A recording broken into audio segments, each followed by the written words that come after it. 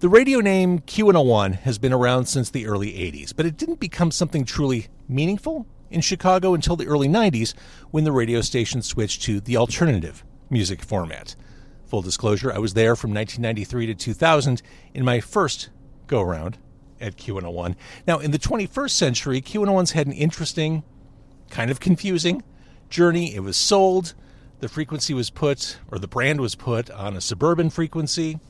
There was an operation playing Q101 adjacent alternative pop music on the WKQX call letters, and then through some financial and legal maneuvering, Q101 returned to 101.1 FM a few years ago. Now here's the thing. The station in its present form sounds like Q101. It has a focus on artists in and out of the studio, and it's definitely more community building in its focus and approach.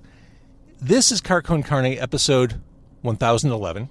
If you say it digit by digit, it's 1011, which maps to Q101's frequency. Seems like an appropriate time to bring Q101's program director, James Kurdziel, into the car.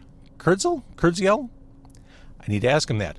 In any event, this is an unscripted interview, but as a disclaimer, Car Con Carne is a Q101 podcast. But first, Car Con Carne is presented by Easy Automation, easy-automation.net. Transform your living space with cutting-edge home automation. Experience seamless control over audio, video, lighting, climate, security, and more. Embrace the future of smart living. It's your home, your rules. Get a quote, hassle-free, by visiting easy-automation.net or give my guy Dan a call, 630-730-3728. Pick up the phone, call my guy Dan, and say, you know what? It's holiday season, Dan. It's time to turn my home into a smart home. Help me, Dan, and Dan will help. That's what he does. He's my guy, Dan.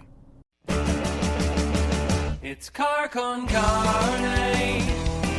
Let's eat in the car. It's Car Con Carne. And now here's the star of our show, James Van Alstyne. All right, so we're meeting underneath NBC Tower. Yes. It's kind of sketchy. It's sketchy, yeah. But that's part of the Chicago charm. Right. I found that from the second of moving here, that it's the underneath the streets is where you really want to be, and also not be. And also not be. This is James Kurdziel, program director of Q101. It's funny, I was in this building, the NBC Tower, probably 7 years ago. All the water in my house stopped working, and I needed to take my son somewhere just to use the bathroom, wash his hands. So we came downtown and used the facility at the NBC Tower. This is like 10 o'clock on a Saturday night. I thought afterward, for fun, let's just drive around a little bit downtown. Ended up on Lower Wacker, where if you've ever taken a wrong turn on Lower Wacker at the wrong time, it's the Fast and Furious down there. And that's where all the towed cars are, right? All the towed cars, but like full-on drag racing, like girls in bikinis with flags, that kind of shit going on. I love it. And as I artfully extracted us from there, my son turned to me and said, is this one of those things we don't tell mom about? It is one of those things we don't tell mom about. Well, that's a cool thing because I didn't know that. And that's my experience in Chicago so far has been the realization that I could do something different every single day and in a year not come close to finding all the things that there are to do in Chicago. So how long ago did you come to Chicago?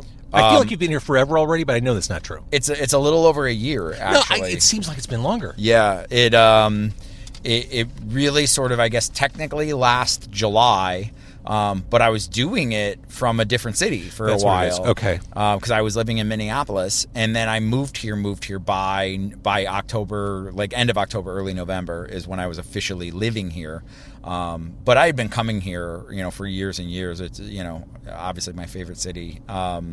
And to get to work here now is just mind-blowing. So you get the opportunity, you get the nod, like, hey, we need someone to take over Q101. What was your first thought? Terrified. It's, in meeting you, right, it's one of the first things I said to you is, like, it's funny because I've known who you are for a really long time, and it's because I'm a radio geek. I'm somebody who came up in radio only wanting to do radio and really loving alternative radio. Mm-hmm. So where I grew up in Buffalo, where we had a pretty big alternative station, sure. you know what Q101 is. So as I famously said, the first station I ever listened to on the internet was Q101 when I was younger. So coming here, it just was never lost on me how big of a deal it is, and how important it is. And I wish I could say that I knew all along that I was going to fit right in and be able to knock it out of the park, but I didn't know that. It's a really intimidating place. It's full of really talented people, and my first thought was just fear. Like I didn't want to mess it up. I didn't want to hurt what was happening. It's important to the cultural fabric of Chicago, and that wasn't lost on me either. And the more I kept realizing these things, you sort of think about them that anyone else might just see them as feathers, right? Like this is such a great thing. It just kept scaring me more and more. You know, I just kept getting more and more afraid of like, oh no, I really am responsible for something vastly important. And obviously over the years, it's become bigger than just a radio station. It's events. It's, you know, it's community outreach. It's a lot of things. So once I got past the fear, then it became understanding how cool the opportunity was. You may be the first program director I've ever met with humility. Oh, yeah. It's a watershed moment. Thanks. So I want to get into a lot of the stuff you just brought up. I want to get the big one out of the way. Broadcast radio, terrestrial radio, is having a moment. Concerning moment, challenging, some might say existential. What's your take on the path forward for terrestrial radio? You know, you think about a station like Q101 or any station in Chicago, New York, LA, maybe any of the top 25 cities in the United States. I don't know that you'll feel the moment like a lot of much smaller places will. Because places like places like Chicago, obviously the revenue's there, and it's important to stay local. It's important to stay live because that's how the money's made. So it'll be a long time before anything's really felt in these cities. But what you see happening in much, much smaller markets where the locality is being taken away, they're feeling it immediately. And now you've got companies, the bigger companies even, trying to walk that back a little bit because it's like, oh man, maybe we can't afford to be live anymore, but we do have to be local. And they're trying to fix that a little bit because, you know, they sort of overdid it a little bit. As far as radio overall, you know, on one hand, you go, there's a too big to fail component to it where there's so many people that still use this medium.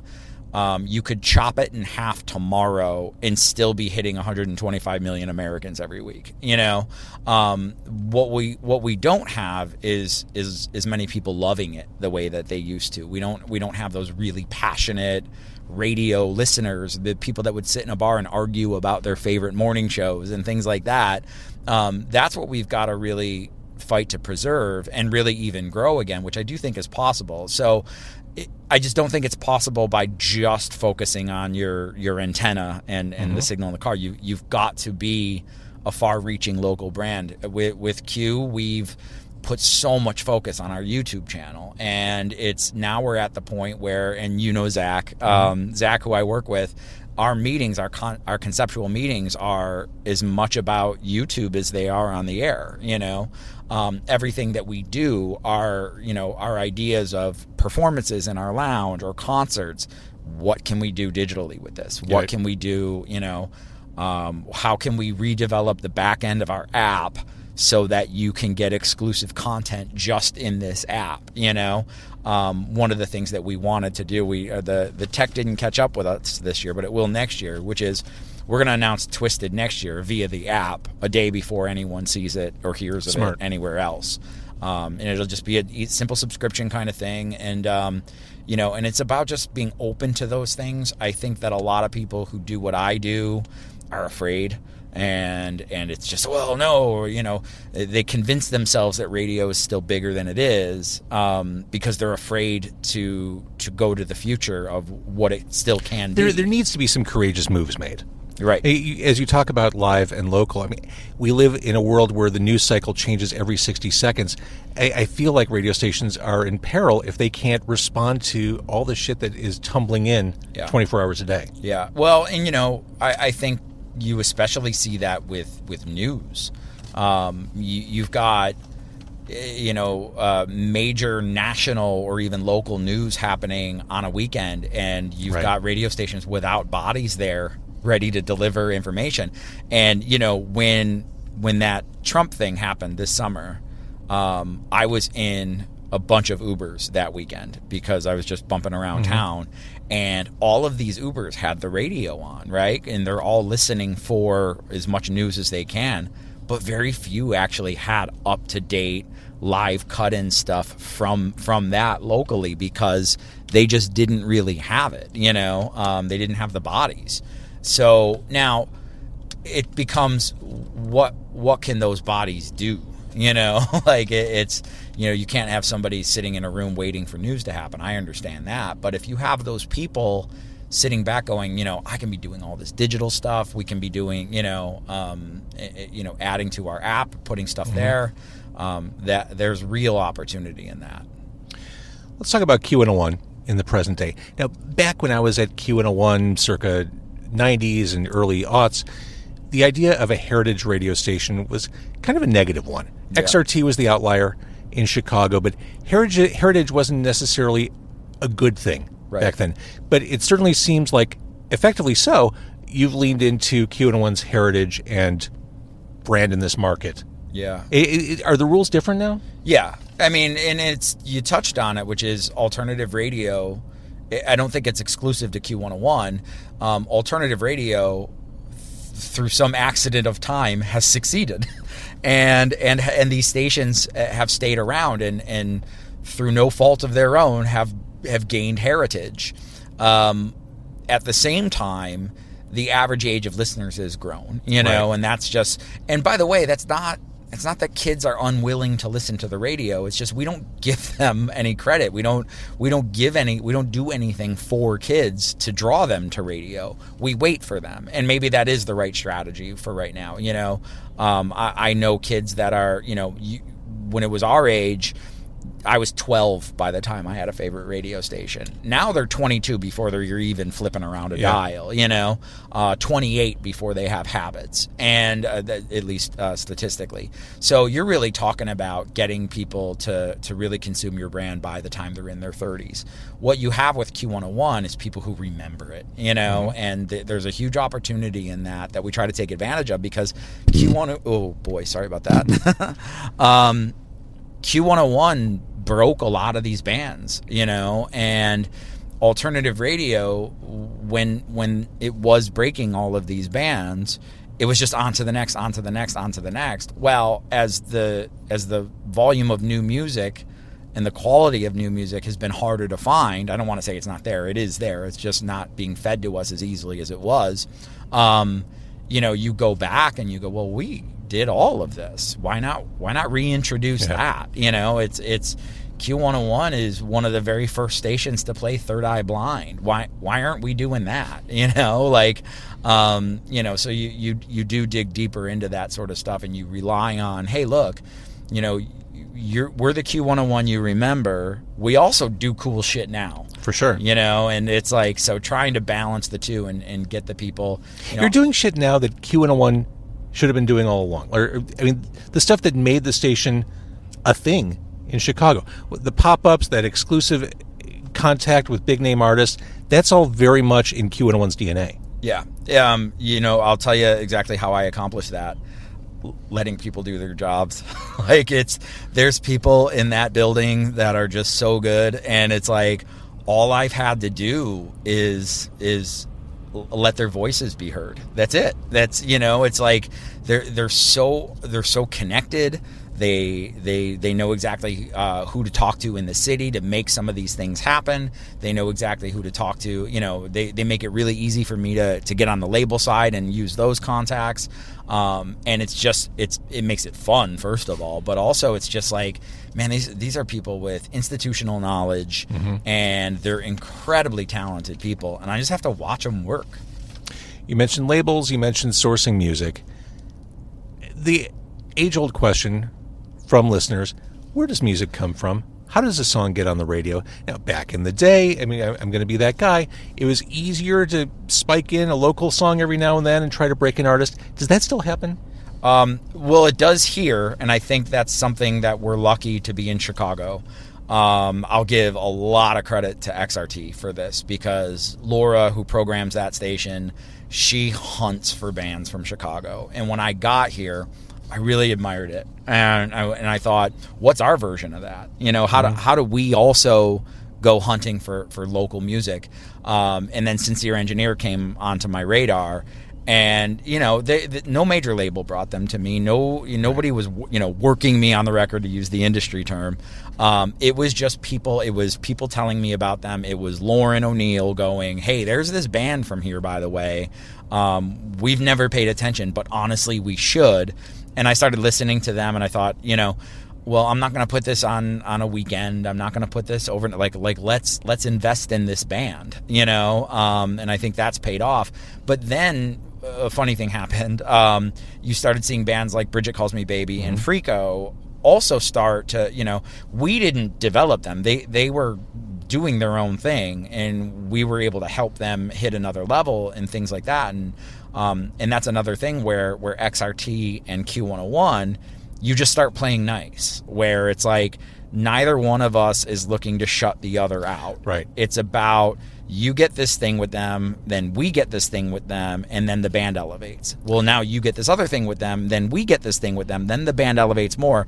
And Laura from XRT and I talk a lot, and it's like we both share an all boats rise mentality. That's exactly what I was going to say. That it's a cliche, but that's exactly what that is. And and we danced around this a little bit earlier, but that's a radio thing right now. Like, none of us can afford to be the one to try to put someone else out of business. Right. It's like this medium isn't doing that. The strength of this medium is that it still touches a lot of people. So if you can, all of us get together and promote the strengths of what we do as individual brands, but also elevate one another, that's good for all of us. Then everybody's got ratings, then everybody's got streams, then everybody's making money, and that's a good place to be. I love that. I remember when I did Local 101 on Q101, there was a local show on XRT. Richard Milne did a show called Local Anesthetic. On Rock 103.5, it was Chris Payne doing Chicago Rocks. We would communicate all the time. Like, I would get music at Q101 that was way too metal to put on Q101, and I'd send it Payne's way. Or I'd get something Americana or folksy. I'd say, "Hey, Richard, you should check them out." And they would send me, "Oh, this stuff is really indie and weird and fucked up. You'd probably play that on Q101. Yes. Yeah. You got to do that. Right. I mean, I think of a modern-day comparison, the craft brewing business. They all technically compete on paper, but they share institutional knowledge. They share ingredients as needed. Like they collaborate to succeed together. What I think you have with Q101 now, and again, it's a product of a lot of people. It's not just me, but it's what XRT has always had, which is, you listen to XRT and you will not find anything like it in the United States. It is very, even the national stuff they play, the stuff that they play it in between, the stuff that they play in a different quarter hour, whatever, you won't find anything like that anywhere else. I don't think you'll find an alternative station that sounds like Q101 anywhere, because we get into the Chicago history, because we try to find newer Chicago bands to support, but also, again, it's people like you who have this history in this market of like, look, there's these national bands that maybe people forgot about over the years, but they've always been important to Q101 because Q101 was always a part of their story. And a lot of that too, it's like, it's one of those things where my job in it just becomes to stay reverent. It becomes to listen to these bands as they come through, talk about how impactful Q101 has been since the start of their career. And there's a common theme with bands that do that. It's the Linkin Parks of the world. I always find that it's bands that continually find success, that never forget what got them there in the first place, and continue to feed that. It's, we just did a big thing with 21 Pilots where they played in our lounge. They don't do that kind of thing, right. But they know that Q101 still drives streams for them. Q101 airplay still matters for their streams in Chicago, and they can't do it without us. There's other bands that can do it with us and with XRT, and there's other heritage bands that can do it with us and CHI even, but there's certain bands where it's like, Q101 is the most important thing, and if they don't get Q101, then they don't get all these other radio stations nationally. And it's another thing where, like, look, we're all realistic about where the business is and the opportunities that are ahead of it still. But the challenges are what they are. But we still drive streams for these bands. Like we're still the thing. A guy that I know at a label said this really great thing that I parrot quite a bit, which is you can be successful on your own, but you can't be famous without radio. And that resonated with me, because it's been true, and it's that part I still believe in. I think about those heritage acts that still are reverent to their past and their ties with Q101. I feel like the Offspring, if they wanted to, could probably have an office at Q101. Yeah. We're recording this before the Twisted shows at the Aragon Ballroom. Bush, Gavin Rossdale, has been so much a part of the radio station since 1994. Yeah, and he's one where we booked that show. His manager is one of the nicest human beings that I've ever met. I've known him before my time here, but when we booked everything, you know how this works. We present to bands like, we would like you to do this, we would like you to do this, we would like you to do this. Gavin Rossdale is calling us going, hey, how about I come on tomorrow? How about I do this? Like, he knows the hotline number, and Billy Corgan's not much different. He's a guy who is... he was not like that in the 90s. I want to be clear. No? No. He's we had no access to the Pumpkins in the 90s. Oh, he's great. Their team, a lot of that is that too. But, he commits to doing a thing for 10 minutes with us, and 2 hours later he's still there, and I think a lot of that kind of stuff comes from major market talent and delivering. It's you get somebody in the room and maybe their expectations are low, and then you put them in front of somebody like Brian Haddad or Brian and Kenzie or that whole show, and they're blown away by the experience that they're having, that time flies when you're having fun, right? But also they just go like, this is so much better than I thought it was going to be, and I'm having a great time. I'll stay. And then also it becomes, once they do leave, it's like, you know what? You paid that off for me, so I will be back. And we've benefited from that with Billy. You mentioned Brian Haddad. Is he forbidden to ever be sludge again? No. In fact, we fight about that a lot. I shouldn't say fight, because he's the nicest human being on earth. I actually thought, it's like, I get why you got away from sludge, but the reality is people still say, hey, sludge, So the median that we've settled on for now is he doesn't run away from it. He doesn't promote it, but he doesn't hide from it either. So when people say sludge, he doesn't correct them, it's one of those things where, like how we started this conversation, where I knew a lot about that Q101 and I knew who sludge was, and I got here, and by that time I had known Brian, just because of, working in the same company over the years. But like, I'm like, oh, that's sludge. That's, I'm sure he keeps calling himself Brian, but that's sludge, and it's like, I hope that when he thinks about it, that he's just thinking about the name, because the era, the sludge era, gosh, man, he has a lot to be proud of with that stuff. 100%. So I wouldn't be opposed to it. As we're talking about Twisted and events, I mean, the big radio shows were always a thing, dating back to the 90s through the 21st century. It feels like that eats up so much of your job as a program director. Is that accurate? It's a separate job. It's a big job.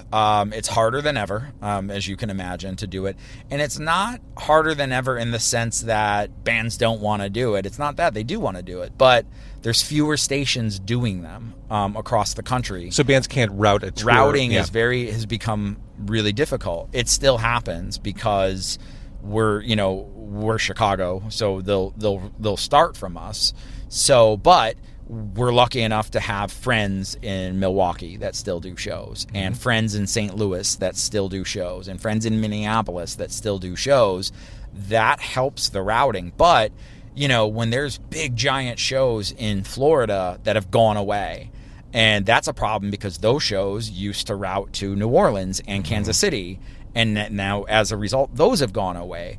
The West Coast has always been sort of its own animal, but now you've got 2 alternative stations in LA, both of them trying to do Christmas or winter shows, and neither of them doing summer shows. It would be great for us if one would do one and one would do the other, because then routing would always work.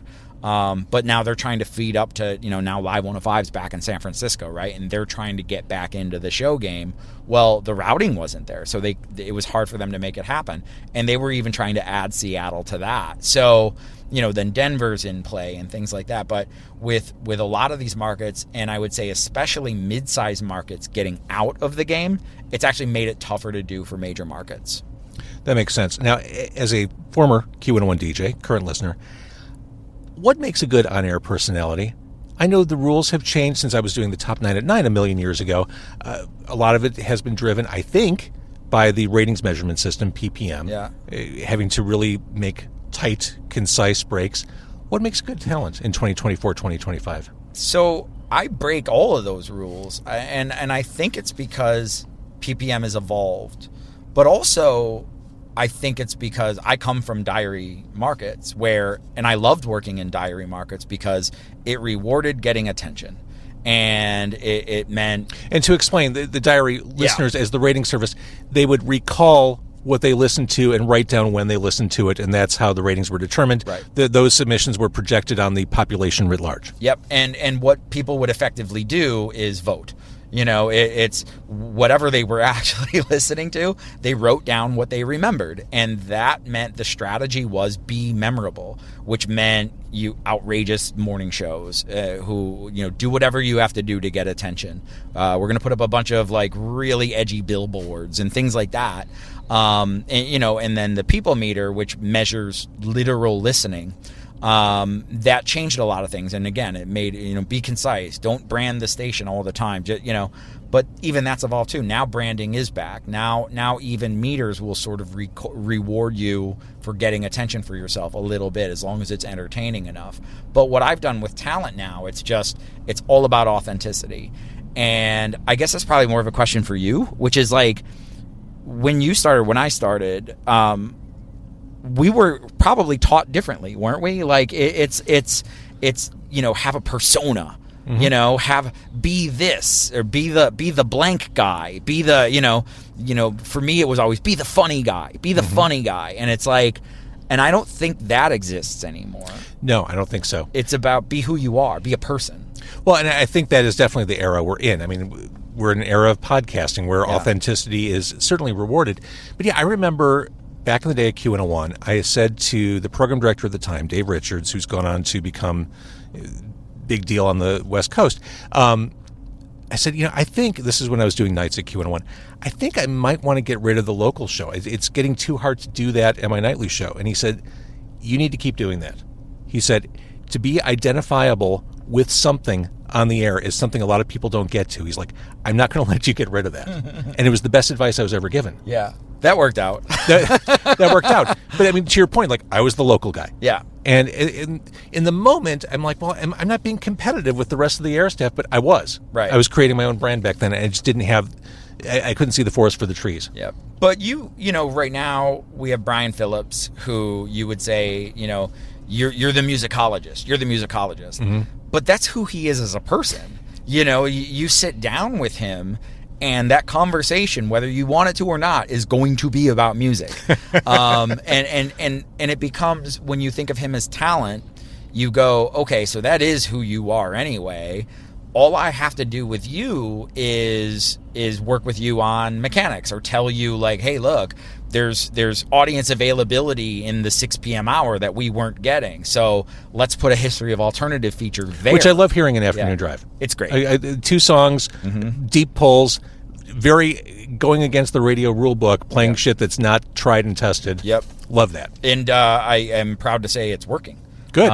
It should be. Yeah, we've added a couple SharePoints, which is ratings, and in the normal world. People like to be surprised. People like those pattern breaks. Yeah. You get your medicine by coming to Q101. You get the big hits, but people like to be taken off course. Right. In exception to all of it, I think is probably Lauren O'Neill, in that Lauren's, which thing is she, the local whatever, Lauren is Q101, and it's an overarching persona that she has, which is just, she is synonymous with this brand now. She doesn't have to have a one thing, because all the things filter back through her. So where everyone else, it's like, look, here's this thing about your personality. Again, you be your authentic self. We'll teach you how to use that in the mechanics in presenting that. But with her, it's just whatever you are, it's going to be what Q101 is known for. Now, that's a responsibility on her, and she's aware of it, which is like, everything that you say and do doesn't apply to just you. It applies to the entirety of the brand, because people relate you to that brand entirely, I think one of her great strengths, if not her greatest strength, is her digital presence. Yeah. Sure, great on the air, but I think her digital persona is so helpful to lifting the brand up overall. She's, in an era of making those personal connections. She does it better than anybody, and she does it digitally, and she's, you ever watch one of her videos and not want to hang out with her? Like, she's the most fun person in every room she's in. She is one of the most compassionate human beings I've ever been around. So she's the type of person that when you meet her in person and she's asking about how you're doing, she's waiting for you to tell her, and she cares, and that comes across on the air too. That comes across in the videos that she does. But ultimately, it's like, that's who she is as a person. So, a lot of stations and a lot of markets aren't as lucky as we are to have something like that. But so that's why we, sometimes Lauren will go like, oh, I feel like I might be on the socials too much. And it's like, oh, I promise, I promise you are not. Don't pump the brakes. You're good. Yeah, the more the merrier. I promise. There's no such thing as too much. I promise. Going back to that authenticity, I was at Picnic at the Taste of Randolph this year. I'm backstage. I see Lauren walking by with a bottle of Malort. I'm like, where are you going? She's like, I'm going to give this to Local H. Cool. Of course. Functioning as advertised. Yeah, exactly. So it's been a year, James Kurdziel, program director of Q101. What was your mission when you came in, and did you accomplish it? Or is it in progress? It's in progress. I hope it's never done. I also hope that it evolves. My mission, if I had to put it in one word, was relevance. It was, I want Q101 to be a relevant brand in this marketplace. And I meant that, meaning I want to go beyond radio. I want to be a heavily integrated part of Chicago. And the way to do that is to let people do it. It's to let the talent do what they do, and free them up to make mistakes, to have fun doing it, to acknowledge those mistakes, and who doesn't relate to that, right? And get better because of it, and sort of create a space where people want to be. Alternative radio, when it started, was fortunate to capitalize on scenes, right? It was, I went to this show because I like this band. Well, I met a bunch of people that like this band, and then I went to the next show and they were all there. So now we're friends, Well, that's hard to do in the digital world. I want to be the one way that you can do it. And I think we do that with our events, with our shows, with our lounges, but also just with our talent interaction. And as simple as you comment on a Facebook post and talent is the one that comments back. I think that stuff's important. And so creating that vibe where talent want to be, it's I want people that want to come to work. I want people that are excited about their jobs. And I always think of myself or people that do my job, I'm a content creator at my root just because of where I come from. I come from writing, I come from stand-up comedy, I come from a lot of that kind of stuff. But what I do now is I'm an environment creator. It's my job is not necessarily to nitpick what people are doing. It's to create a space where people are comfortable to do their best shit and have fun. And you do your best shit when you're having a good time. For real. I remember when I came over to a radio station, this was probably 8 years ago, It was my first time having to voice track. I'd never done it before. I thought horrible things about it, and my program director at the time said, "You're going to love it. It means you'll never have a bad break. Your breaks will always be perfect." And I thought, that's not what makes it a personality. It makes a good DJ maybe, but a personality fucks up. It's about the recovery. It's about those stumbles and the authenticity. The acknowledgement. So you got to take chances. You got to miss. Yeah. In order to be memorable. Right. Anybody who's gotten good at something could tell you that their biggest leaps forward were after significant mistakes, you know, and we can set this up for people to never screw up. We can set this up for people to never have a catastrophic error, but they'll also never get better. It'll just stagnate. And I think that probably applies to a lot of radio right now. It's stagnant is probably a good word for what a lot of it is, but like when people do stand out, you see how much they do stand out. Mm-hmm. And one of the things I think about here, I tell the people here, it's like, by the way, no one in Chicago sucks because they're in Chicago, like this is a hard market to get to, let alone sustain. Well, and the available jobs are shrinking. So right. if you made it, it's like, congratulations, you're on the varsity team. Right. And you're really, really good. And nobody has ever gotten better by putting someone else down. No one's ever done it. That might feel better in a minute. And what I always say is like, look, you can acknowledge that people are doing great shit in Chicago radio. We're just doing a little bit better shit, sometimes we're getting wins. Sometimes we're doing I think Twisted is such a unique thing. The only thing that I wish more about it is I wish Chicago understood how unique that series is to Chicago. Would you ever go back to one night, or is the genie out of the bottle and it always has to be a multiple night stand? I would never say no to anything out of hand. I always just like the best idea. There may come a time where availabilities suggest that you have to do everything on one night because maybe only the bands can only do one night or whatever. I would like to keep it a series for as long as humanly possible because I think it's cool. I think it's cool to do that. Maybe I would like to see it evolve into, venue size changes per night. And, maybe we're doing one in a 150 person club, but with the biggest band, Is it like Russian nesting dolls?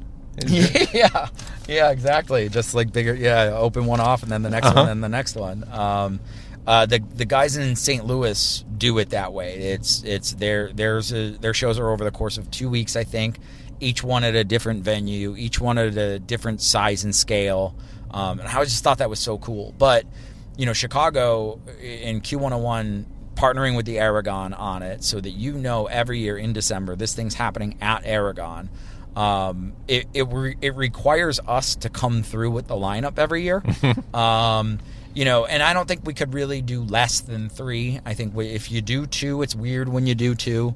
But I don't think we necessarily need to do 4. Or I think 3 might be the magic number going forward. But it really comes down to what bands are there and what they want to do. And look, if alternative becomes so mainstream again that you could take 2-3 of these bands, have them headline an arena, fill it with baby bands, and do it that way, I'd be all about that. For sure.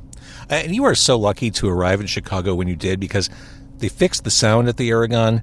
They made it more comfortable. It was not always that way. No? It's a good, nice 5,000 plus room to see a show in now. It wasn't always that way. Oh, then I am lucky because I walked in last year on the first night, and it was with the Keys. So Local H was one of the first bands that I actually saw at Twisted, and it just blew me away. Yeah, it was just unbelievable. And then obviously I know what they mean here, and if you have one conversation with Lauren, she will make sure you know what they mean here.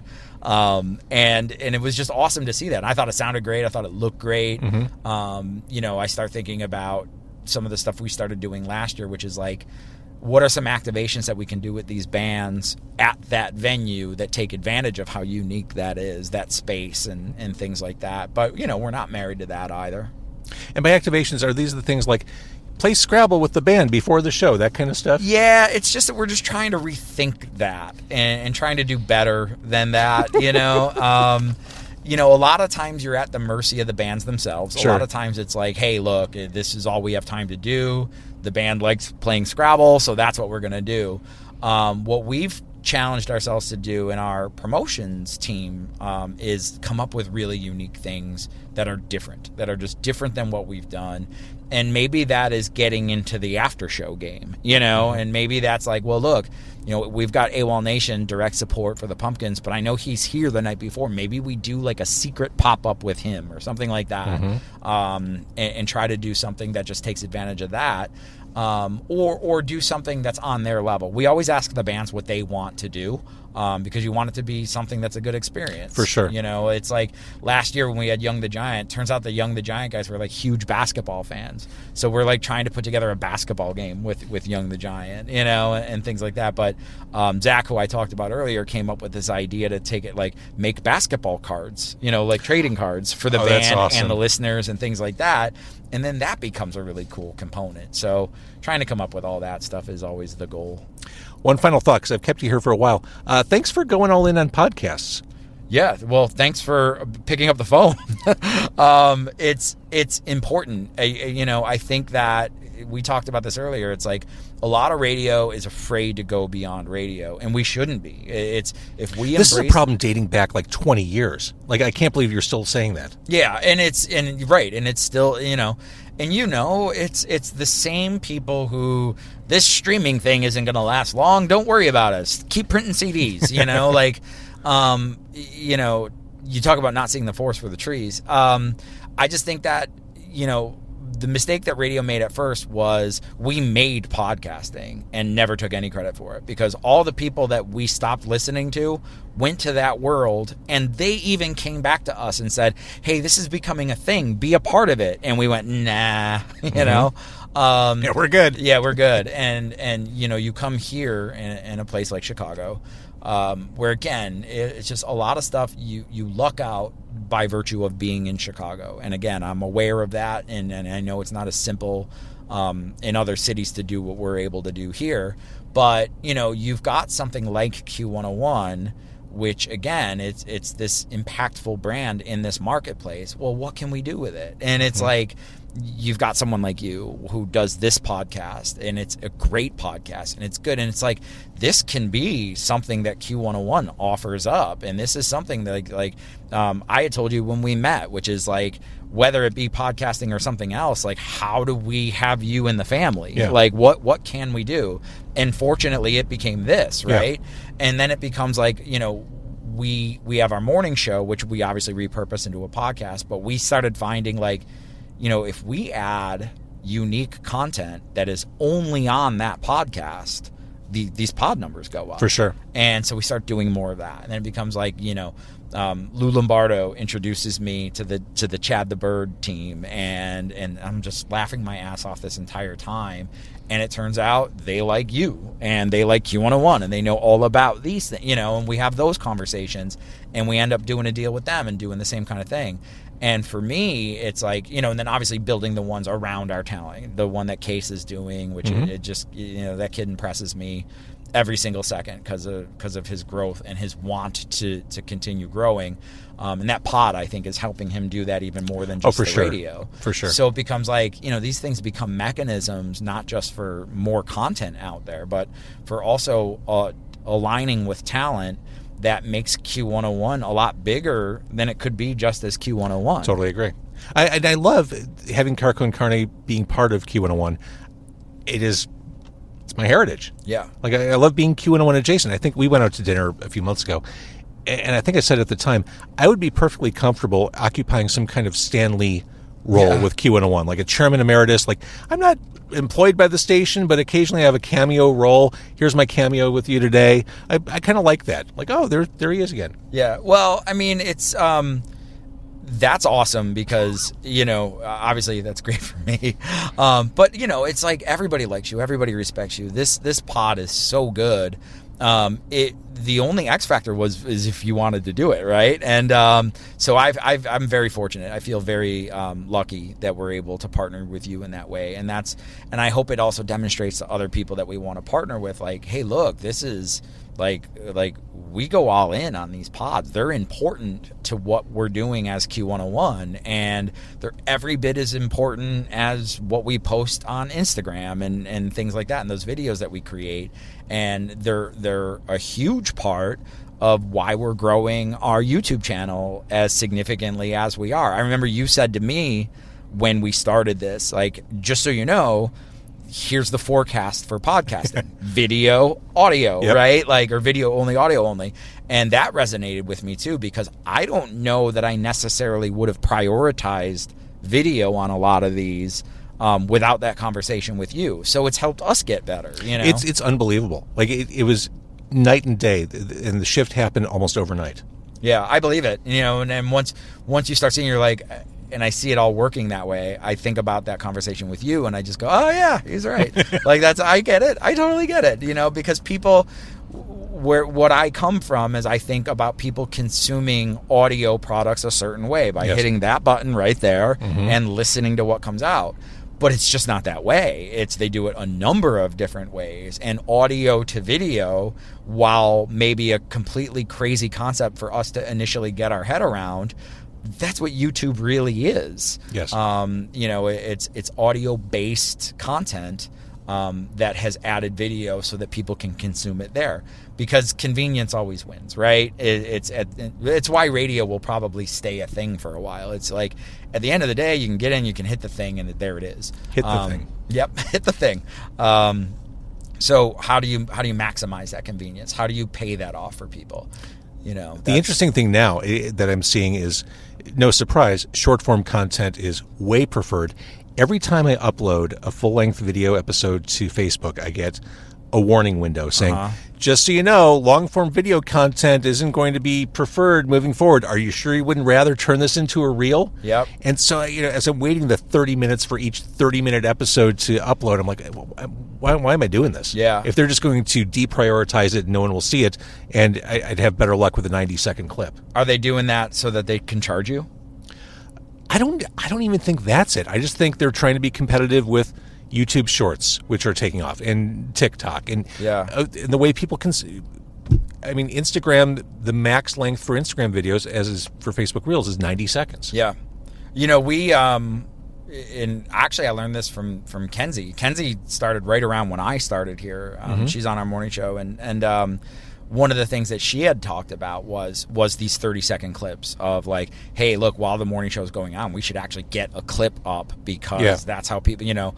So we try to do a lot of that stuff now. It was a really good idea of hers. But it's and you start thinking about that as, like, well, how do I act as a user? And for me, it was realizing that I don't do the things that people do. I'm fortunate enough, as you are, I have a daughter, and my daughter is of a certain age. She's of a certain consumer level. She's young, hip, cool, all that other stuff. So I just started asking her how she does it. And it's all about the 30 to 90 second clips for her. Now, catch her with that, and she'll go. You know, she'll oh, I liked that. Oh, there's a longer thing somewhere. Well, maybe I'll go get that. But we win just as much on those 90-second clips as we would with the 30 minutes, you know? So it's like, it becomes, okay, we'll just do that then. Yeah, I learned a while ago, I'm going to stop chasing the metrics on the long-form stuff, and, you know, just getting the brand out there. Just making it top of mind. So that, right, and that circles back to what we were just talking about, like how, you know, even in people meters, you know, radio has gotten back to the roots of be a great brand, get attention. Thank God. Yeah. Oh, couldn't agree more. Couldn't agree more. You know, I did classic rock for a while, and I still do in a different version of my life. But like, watching a lot of those iconic classic rock stations, which I grew up listening to that, and they were always gross and stupid and funny and offensive, and, you know, and now they're dry segs between Zeppelin and Def Leppard, and, you know, it's like, well, that's I do love a well done dry seg. that Oh, said. sure. Hey, Yeah. look, but I don't know that our computer programs allow for the art of that. That's just right? it. I miss the art. When you could sit there with the pot, yeah. it's like it makes me nostalgic for that. But I do love a good high deliberate dry seg. But at the end, I just love fun. And if we can just make this fun for people to be a part of, and you have to to use the phrase skate to where the puck is. And use the things that people are using, it's just as much of a win. I said before you got in the car, the station sounds like Q101, which I take it as the highest possible compliment. Appreciate like that. Mission accomplished. You're hitting all the right notes. Musically, community-wise, it feels like the radio station. That's awesome. It feels like the brand that people grew up with in the 90s, people grew up with before the station went off the air in 2011. It feels like Q101. Yeah, and it's a lot of that is as simple as just listening. It's just going, my vision is an evolving thing because my vision is built on the opinions of a lot of people. And it's the trust and expertise of a lot of people. And Janine Lombardo, and I tell her every day of like how lucky I am to have her, not just as a therapist, because she listens to me all the time, but she'll come in and she'll go like, hey, I heard X or Y on the morning show, and that's actually similar to this thing from 8-9 years ago, and it was really great and really made me, do you mind if I go tell them? I'm like, go tell them. Like, don't ask me, just go, and it's like, and they get that lift out of that. And then, and she realizes, I hope, how important that kind of thing is and how much I appreciate that. So all of that, though, it makes me better. Selfishly, my hangs with you have made me better because I learned things that I didn't know. It helps too. Like when I'm spending a lot of time with people I admire, that's been really helpful. I mentioned XRT earlier, and I've become really good friends with Laura Duncan, and a lot of that is like, it's born out of just so much respect. It's just like, she's so good at what she does, and I listen to it and I go, I can hear it. I can hear the art of every little thing that she did, and I go, damn, because I didn't think of that, right? But I learned from it, and ultimately, it's like, man, I don't want to dictate. I want to learn. I want to apply. I want to try things. If stuff doesn't work, I want to regroup and try again. And I think that the people at Q feel that too. And that's just it's a bunch of Chicago people, right? So it's like, it's gonna sound like Chicago, right? For sure. Yeah. All right, I'm going to let you go. Congratulations on what you've done. We'll be listening to Q101. Thank you. Not a bad first year. I appreciate that. I appreciate the 101.1. It just made sense. It would have been a missed opportunity. And along those lines, there's one episode I haven't recorded. It's episode 666. I've reserved that for Rob Zombie, Alice Cooper, or John Carpenter. Or the actual devil. Or if Satan wants to jump in. Actually, we're in a perfect location for him to jump in right here. So that one's just reserved. It's an honorary spot. But similarly, 101.1 deserves something ceremonial. I appreciate that. I think like I said flippantly, but I meant it, which is there's a million people that you could have picked before me, but it's an opportunity for me to talk about how much I love it, how much I love every single person that's doing this with me, how much I appreciate you and some of the stuff that we're doing and where we're going with all of this. And I'll never turn down an opportunity to talk about Q101, that's for sure. Well, and the thing is, as you know, with podcasting and in life, people love behind-the-scenes information. Yep. Yes, could I have grabbed Mancow or could I have grabbed Lauren? Sure. Yeah. But I think people are interested, especially as the brand is on an upward trajectory. Force of Habit. The radio station's on an upward trajectory. Like, how's it being done and who's doing it? Yeah. So I think it was really important to have this conversation. I appreciate that. Well, thanks, James. Thank you.